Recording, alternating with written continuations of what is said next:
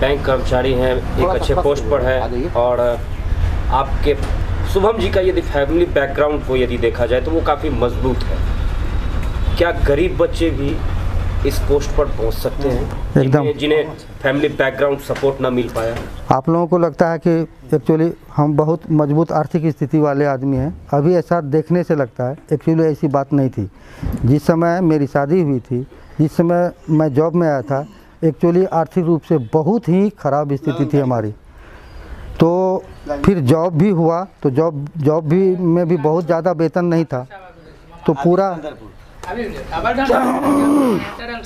पूरा परिवार को संभालना, अपने छोटे भाई को संभालना, क्योंकि पिताजी अर्ली एज में, जब मैं 10th क्लास में पढ़ता था उस समय उनकी मृत्यु हो गई, और मुझसे कोई बड़ा भाई नहीं था, फैमिली को कोई सपोर्ट करने वाला नहीं था, तो आर्थिक स्थिति बिल्कुल एकदम चरमरा गई थी।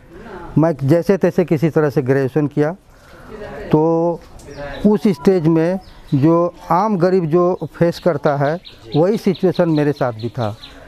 यदि मैंने डॉक्टर के पास जाना है तो वो भी सोचना पड़ता था कि मैंने पैसे कहाँ से लाऊं जो ठीक से इलाज करा पाऊँ।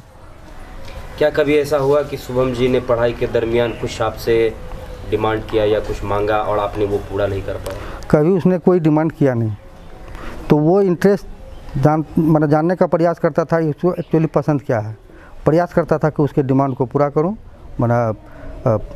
उसके लिए व्यवस्था करूं, लेकिन कभी कभी अर्थाभाव के कारण उसका वो भी पूरा नहीं हो पाता था। लेकिन आपका ये प्रयास रहता था कि आप उन्हें हर प्रकार की। हाँ।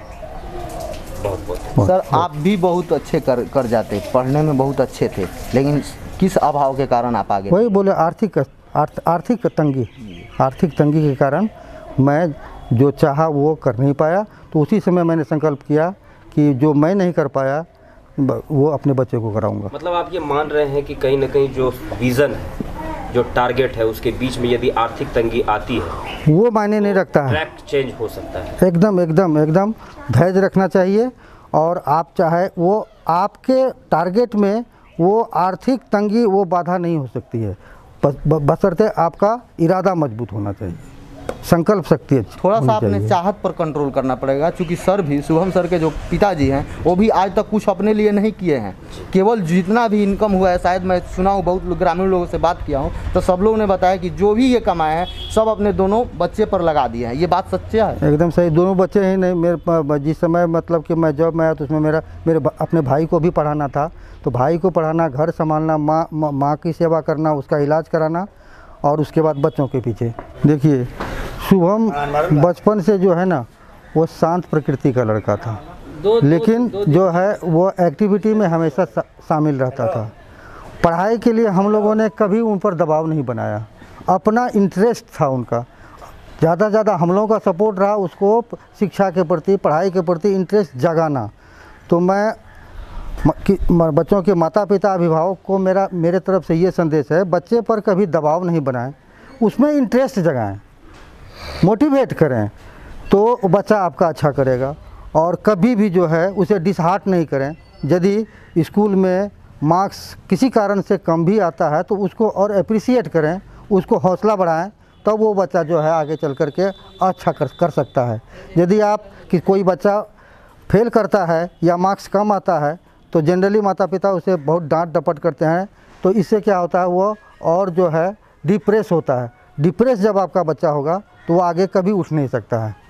तो धैर्य रखें, बच्चे में इंटरेस्ट जगाएं और उसमें कोई दबाव नहीं बनाएं, और उसका इंटरेस्ट जानने का प्रयास करें कि इसको कौन सा चीज़ पसंद है।